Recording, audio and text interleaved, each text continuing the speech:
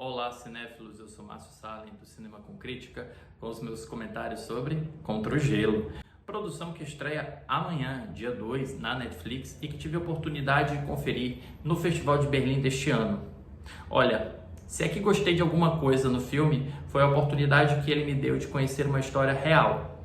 Ele conta a história de como uma expedição dinamarquesa ajudou o país a sacramentar a posse da Groenlândia, que estava em litígio com os Estados Unidos, que clamavam que eles eram os verdadeiros possuidores daquele território. A disputa apenas chegou a um consenso quando a expedição denominada Alabama descobriu e entrou em posse de alguns documentos dos expedicionários anteriores que comprovavam que, de fato, a Groenlândia não tinha canais que faziam comunicação com os Estados Unidos e assim, portanto, pôde-se provar que era um território daqueles que chegaram primeiro, os dinamarqueses.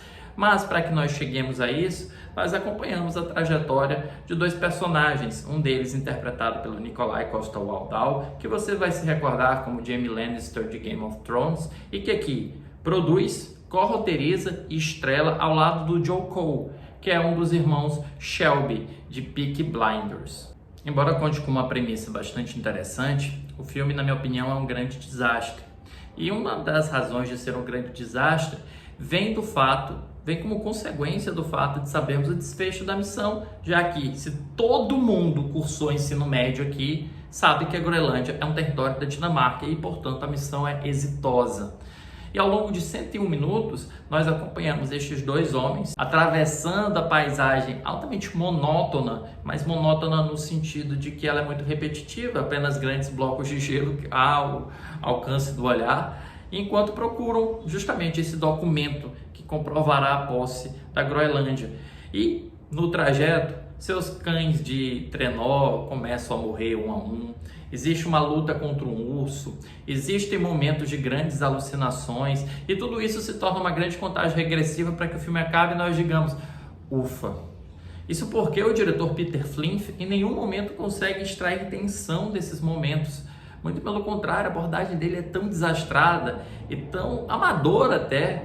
Parece que o diretor pensou que a narrativa se prenderia apenas pela dinâmica desses dois homens, um mais experiente, o outro inexperiente. O experiente critica o inexperiente por ser inexperiente e o inexperiente age como se fosse o Sam do Frodo, tentando agradá-lo a todo custo para que descubra assim o seu valor. É uma atuação bastante unidimensional do Joe Cole. Peter Flynn, ele é muito mal sucedido em como ele decupa, ou seja, em como ele articula em planos e cenas essas sequências que deveriam conferir tensão e deveriam aquecer o nosso coração enquanto assistimos a essa narrativa. Deveria ser justamente essas cenas em que ele se concentraria para desenvolver, portanto, o elemento heróico e o elemento de aventura que nos devolveria o elemento humano que existe na intercomunicação desses dois personagens.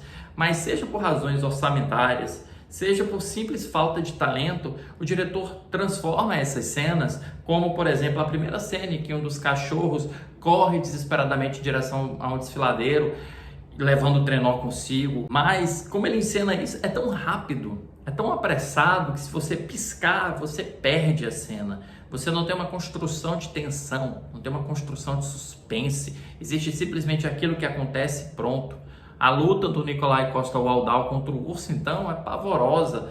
E a gente recorda do momento em que Leonardo DiCaprio lutou contra o urso digital em O Regresso e fica pensando, poxa, a gente já tem um exemplo que o diretor poderia se apoiar. Por que ele tentou, então, inventar algo que simplesmente não funciona? Será que ele não percebeu que a dinâmica das cenas simplesmente não trazia nenhuma tensão?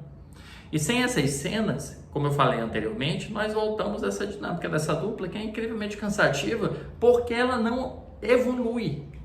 Em nenhum momento parece que o Nikolaj reconhece os méritos, a coragem, a ousadia do personagem interpretado pelo Joe Cole.